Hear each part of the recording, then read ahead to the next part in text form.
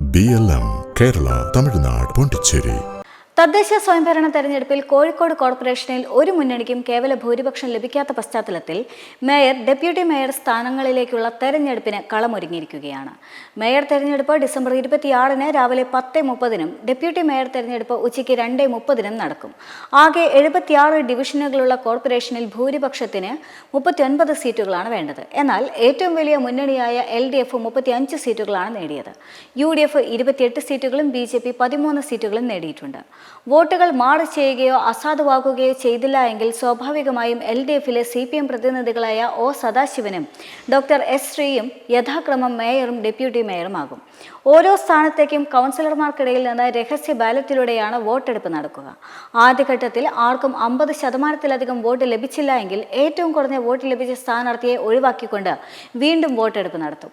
2 സ്ഥാനാർത്ഥികൾ മാത്രം അവശേഷിക്കുന്ന ഘട്ടത്തിൽ കൂടുതൽ വോട്ടുകൾ ലഭിക്കുന്നയാൾ വിജയിക്കുകയും ചെയ്യും. ആദ്യഘട്ടത്തിൽ ആർക്കും ഭൂരിപക്ഷമില്ലാത്ത സാഹചര്യത്തിൽ ഏറ്റവും കുറഞ്ഞ വോട്ട് ലഭിക്കുന്ന NDA സ്ഥാനാർത്ഥിയെ ഒഴിവാക്കിയാകും രണ്ടാമത്തെ വോട്ടെടുപ്പ് നടക്കുക.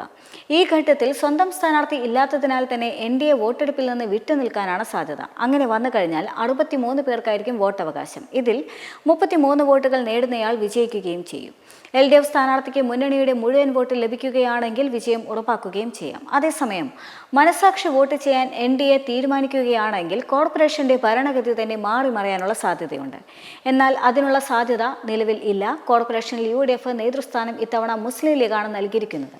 കഴിഞ്ഞ കൗൺസിലിൽ 8 അംഗങ്ങൾ മാത്രമായിരുന്നു മുസ്ലിം ലീഗിനുണ്ടായിരുന്നത്. കോൺഗ്രസിന് 10 കൗൺസിലർമാരുണ്ടായിരുന്നു. എന്നാൽ ഇത്തവണ ഇരു പാർട്ടികളും 14 സീറ്റുകൾ വീതം നേടി തുല്യ നിലയിലെത്തിയിട്ടുണ്ട്. ഈ സാഹചര്യത്തിലാണ് പ്രതിപക്ഷ നേതൃസ്ഥാനം ലീഗിന് നൽകിയത്. മേയർ സ്ഥാനത്തേക്ക് SK അബൂബക്കറും ഡെപ്യൂട്ടി മേയർ സ്ഥാനത്തേക്ക് ഫാത്തിമ തെഹ്ലിയയും മത്സരിക്കും. വിജയിച്ചാൽ മേയറാകുമായിരുന്ന CPM-ലെ CP മുസാഫർ അഹമ്മദിനെ മീൻചന്ത വാർഡിൽ അട്ടിമറിച്ചുകൊണ്ടാണ് ലീഗിലെ SK അബൂബക്കർ കൗൺസിലിലെത്തിയത്.